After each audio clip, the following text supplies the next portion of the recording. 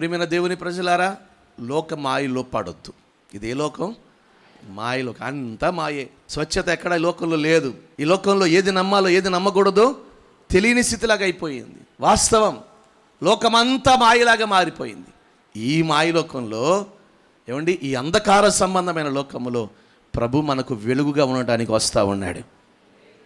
ఆమేన్, హల్లెలూయా.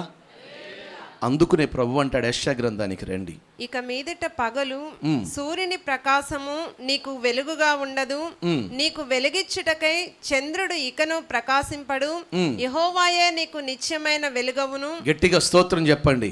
ఆయన ఎందుకు వస్తున్నాడు? ఇక మీదట తానే మనకు వెలుగై ఉండటానికి.